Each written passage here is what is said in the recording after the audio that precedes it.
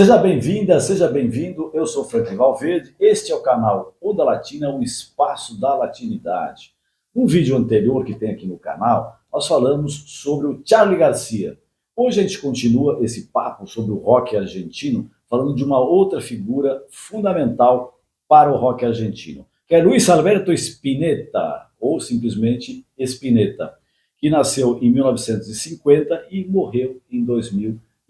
Ele era conhecido como El Flaco, ou seja, o magrinho, o magricela. E ele fez muito sucesso na Argentina nos anos 70, principalmente, os anos 80, 90, enfim, até que no ano 2012 ele veio a falecer. Como aconteceu no programa que a gente falou sobre o Charly Garcia, que eu convidei o Fernando Valverde para participar, para falar, para contar as histórias sobre o Charly, hoje ele vai fazer sobre o Spinetta. O Fernando é professor de espanhol, é baterista da banda Sacha, tá? É um pesquisador de música latina e, coincidentemente, é meu filho. Né? Eu acho que, como quem diz, né? Quem gosta de música latina, né, tem que dar os bons exemplos, os bons costumes da família. Foi o que eu fiz com ele, com o irmão, mostrando a música latina para conhecerem. Né? Eles gostam de outras coisas, enfim, não é só de música latina, não, como eu também. Mas eu acho que, de uma certa forma, isso já vem desde do berço.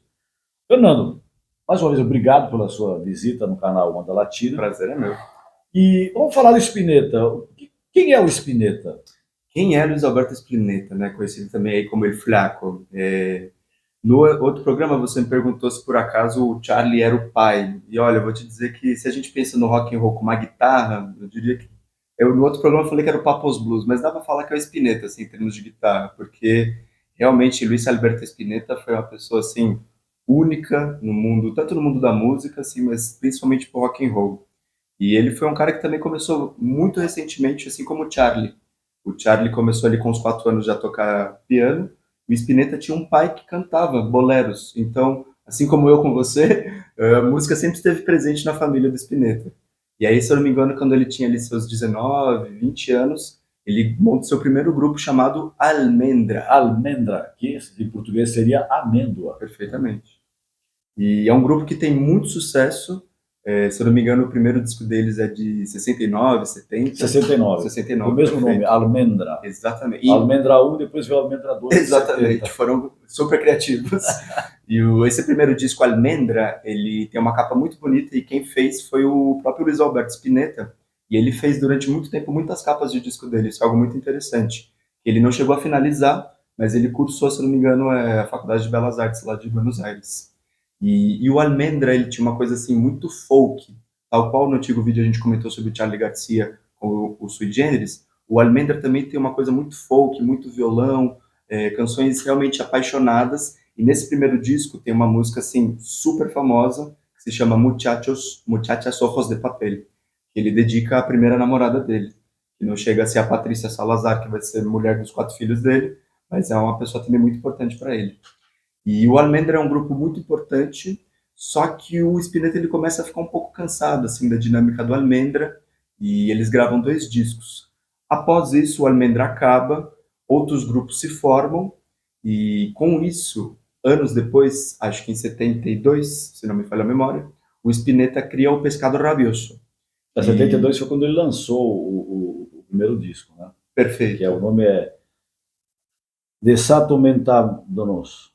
Desatormentando-nos, exatamente. Desatormentando-nos. Então, provavelmente ali em 71 o grupo já devia estar formado. Em 72, então, eles lançam o Desatormentando-nos. Em 73, no ano seguinte, eles lançam o Dos, Pescado Rabioso 2. E aí, por questões de gravadora, isso é muito curioso.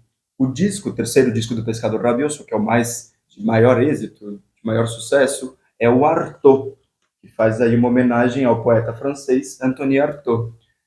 Só que nessa época o Spinetta e os companheiros ali do Pescador Rabioso já estavam cansados um dos outros. Então quem toca nesse disco aqui não são os músicos do Pescador Rabioso que gravaram os outros 2 discos. Mas isso é muito engraçado. Assim, mas ele toca tudo? Todos não, ele chama inclusive o irmão dele para tocar bateria e o baterista do Almendra para tocar algumas faixas também. E é muito engraçado que nessa época os grupos são meio endogâmicos, assim, sabe? Todo mundo toca com todo mundo, e aí um faz uma ponta aqui no negócio, o outro faz outra coisa.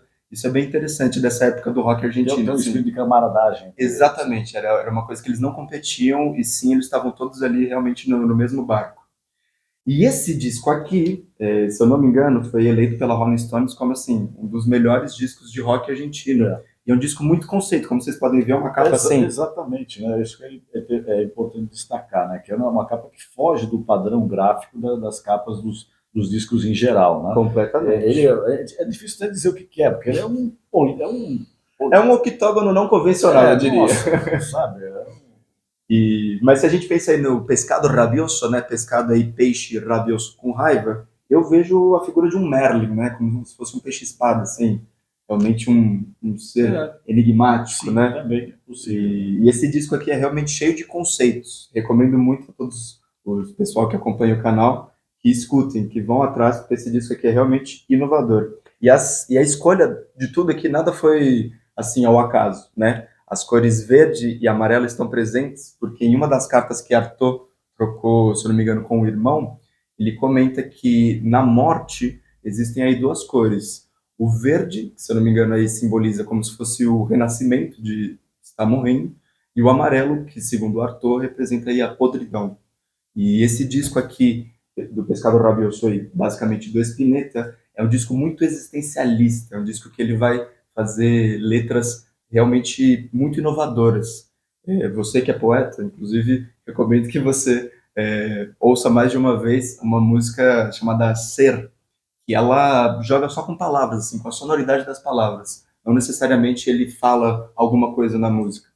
Além disso, a canção que abre o lado B do disco, Cantata de Puentes Amarillos, eu acho que é realmente a que reflete essa influência do Artaud, porque ali você vai encontrar, inclusive, menções a poemas deles, e essa ponte amarela que o Spinetta fala, é uma menção à ponte amarela do quadro de Van Gogh.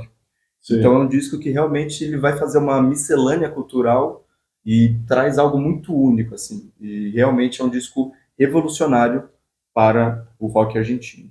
Recomendo que todos conheçam. Maravilha. E de parcerias? Ele teve parcerias com outros grandes. Como você falou que entre os músicos argentinos havia uma certa camaradagem, o pessoal tocava, mas além de tocar, ele chegou a fazer composições, por exemplo, com o Charly Garcia.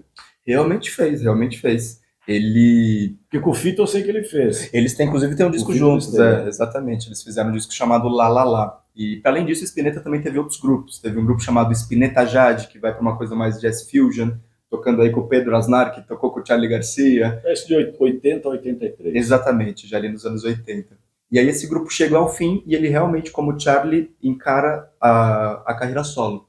E aí, então, ele resolve lançar discos solos. E nesse disco aqui, se eu não me engano é de 85, o disco Privé, ele tem uma parceria com o Charly Garcia. E é a única parceria dos dois juntos. Que é a música Rezo por Vos, Rezo por Você. E a história dessa música é realmente assim, muito única e muito louca, assim, pode-se dizer. Os dois sempre foram muito próximos, mas nunca tiveram a oportunidade de compor junto. Mas eles compuseram essa música juntos. Só que, no entanto, o Charly ele escreveu uma parte em que ele fala que ele se acendeu ao amor e desse amor ele acendeu e queimou cortinas. Uma figura poética, né? E muito próximo à composição dessa música, houve um incêndio na casa do Charly. E o incêndio começou pelas próprias cortinas. E aí o Charly Garcia ele ficou assim, realmente muito tocado e falou, olha, Spinetta... Premonitório, hein? Exatamente, falou, eu não consigo mais fazer parte desse projeto, vamos deixar só essa música. E aí o que é muito curioso é que é isso, o Spinetta em 85, 86 ele lança o disco Privé, um disco excelente, para além da música Rezo por Vos muito boa, eu recomendo Patas de Rana, muito boa, tem um trabalho de contrabaixo excelente. Pernas de rã. Exatamente. E aqui, o Charly em 87, 2 anos depois, também lança Rezo por Vos. Os arranjos são diferentes e há pequenas diferenças também na letra. A letra do Charly eu diria até que é um pouco mais verborrágica, assim, mais intensa, né? E eu acho que combina também com a personalidade de ambos os músicos. E infelizmente é isso, fica aí o desejo de que essa parceria realmente pudesse ter sido um disco, mas infelizmente a gente tem só uma música E é uma música, assim, espetacular, Sim. muito bonita realmente. Agora, depois, nos anos 90 e início dos anos 2000, o Spinetta já não teve tanto destaque como ele tinha nas décadas anteriores, né? Pode-se dizer que sim, mas ele vai até 89, 90 sozinho. Recomendo muito um disco dele chamado Dom Lucero, que ele também fez a capa. E só que daí em 91, 92, com a chegada do grunge, todo mundo começou a se renovar. E aí ele monta um grupo muito interessante chamado Spinetta y los Socios del Desierto, os Sócios do Deserto. Ele estava passando aí pela separação da mulher que ficou com ele a vida inteira, e ele disse que a metáfora que ele queria trazer é isso, que ele estava passando por realmente esse deserto emocional, e quem estava topando tocar com ele ali realmente nesses Sócios do Deserto. E se eu não me engano, eles lançam 2, 3 álbuns muito bons, mas aí depois o Spinetta começa, infelizmente, a ficar um pouco mais debilitado. E existe um último show dele, assim, acho que em 2010 ou 2011, pouco antes dele falecer, e ele dá um show, assim, inesquecível, chamando Charly Garcia, chamando Fito Paz. É um show, assim, lindo, de mais de 3 horas de duração, em que ele repassa todo o sucesso Que da carreira. maravilha. Recomendo fortemente. Maravilha, tá aí. Tivemos um panorama do Luiz Alberto Spinetta, músico argentino, grande roqueiro. E o Fernando, em breve você voltará aqui ao canal para falar sobre, principalmente rock, né? Que acho que é a tua praia, né? O rock, acho que tem muita coisa boa do rock argentino para falar. Dúvida. E de outros países também da América Latina, né? Eu acho que você pode vir aqui contar as histórias, que você realmente conhece muito sobre o rock argentino. Gostou do programa? Inscreva-se, isso é fundamental. Se você Deixe não o se seu inscreveu, like e esse- não se esqueçam. Siga Siga la la fiesta! fiesta!